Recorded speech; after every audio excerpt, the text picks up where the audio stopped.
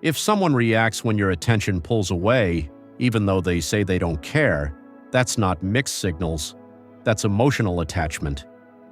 And this is where a lot of people get confused, because attachment doesn't always look like affection.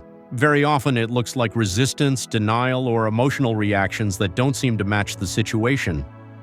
Most people try to understand dating by listening to words, but attachment doesn't live in language, it lives in the nervous system.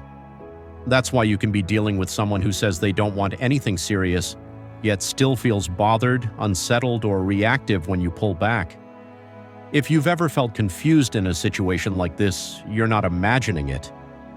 Emotional attachment forms when someone's emotional state becomes influenced by your presence or absence. It doesn't require commitment, it doesn't require intention, and it doesn't even require awareness. From a psychological perspective, attachment is about regulation. Your attention, your availability, your emotional energy start acting as a stabilizer for someone else's nervous system. So when that stabilizer shifts, their body notices, even if their mind refuses to label it as attachment. Here's the behavior that matters most.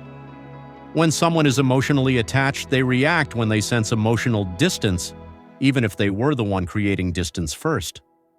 This reaction can show up in subtle ways. They might suddenly text more, they might ask indirect questions, their tone might change, they might seem irritated, anxious, or unusually attentive after being distant. What matters isn't the specific behavior, it's the timing. The reaction happens when your attention shifts, not when you're actively pursuing them. That reaction is the nervous system responding to perceived loss. So why would someone feel this and still deny being emotionally attached? Because attachment threatens identity. For some people, especially those with avoidant tendencies, being emotionally affected by someone feels like losing control. Admitting attachment would mean admitting vulnerability, and that feels more dangerous than denial.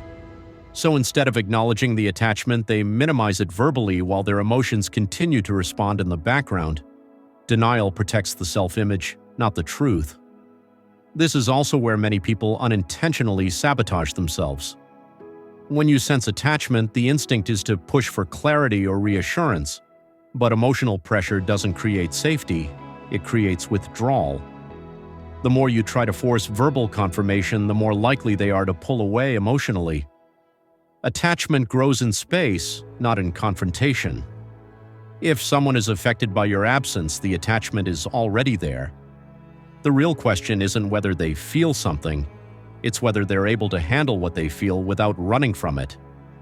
And if this clarified something you've been experiencing, you're not alone, and you're not misreading the situation.